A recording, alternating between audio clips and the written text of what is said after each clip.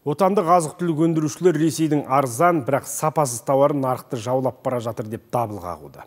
Ал базар дүкен сөрелерінде Қазақстан, Қырғызстан, Беларусь өнімдері бір апта ішінде тағы қымбаттаған. Айналдырған 4 айда 2,5 миллиард доллардан астам Ресей импортын қабылдаған Қазақстанға бұдан артық өнім кіргізу қауіпті дейді кәсіпкерлер.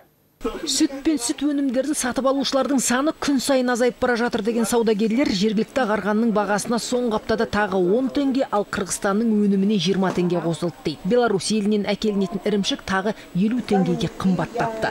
Ал сапалы сары майдың дәмін мүлдем ұмыттық дейді кейбір тұрғындар. Бағаның көз ілеспес жылдамдықпен өсіп жатқанына қарап, дүкеннен құр қол шығып жатқандар аз емес. Көріп шықтым, бағалары. Өйткені қазір халыққа мына бағаның бәрі қымбат. 1 литр сүтіңіз менің есебімше 200-дің көлемінде болған дұрыс. Ол өте қымбат, өте қымбат. Мінекей 200 теңгенің өзі де қымбат болған бұрын. Біз арзан май жейміз, ал қымбат май жеу үшін ол бағасы өте қымбат.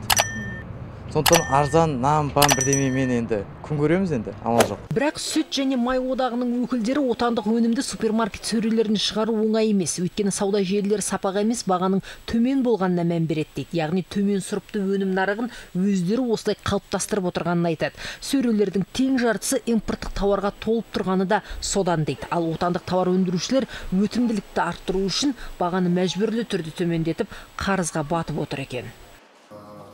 Қара тізімге іліккен тауарлардың басым бөлігі импорттық өнімдер. Қаптамада көрсетілген талаптарға сәйкес келмейді. Құрамындағы май қышқылы, сүт майының үлесі, жалпы майлылығы сәйкес келмейді. Бұл жүрек-қан тамыр ауруларына әкеп соқтыратыны белгілі.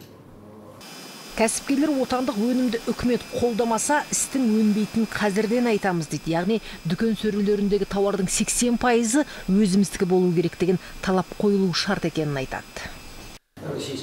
Қазір логистикалық қиындықтар туып жатыр. Ресейден біз көптеген қоспаларды алдыртатынбыз. Бұл бағаға да әсер етіп жатыр.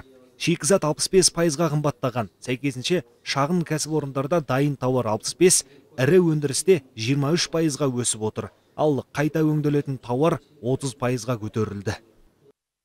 Сүт өнімдерінен бөлек биыл Ресейден 300 миллион долларға кәмпит пен печенье, 200 миллион долларға қант әкелінген. Тізім осылай жалғаса береді. Жыл басынан бері бас-аяғы Қазақстанға 4,9 миллиард долларға импортталған жалпы өнімнің тең жартысы осы көрші елден жеткізілген. Кәсіпкерлер Ресей экспортын шектемесе, отандық кәсіпорында тұншықтырып тастайды деп алаңдаулы.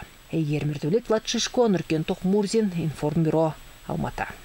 Елімізде болып жатқан ең өткір, шынайы, өзекті ақпараттарды елден бұрын білгіңіз келсе, онда Информбюроның YouTube арнасына жазылыңыз. Жазылып қана қоймай, ұнату батырмасын басып, пікір қалдырыңыз. Сөздің шыны керектің барлық саны да осы жерде сақталған. Информбюро, ақиқатын айтайық.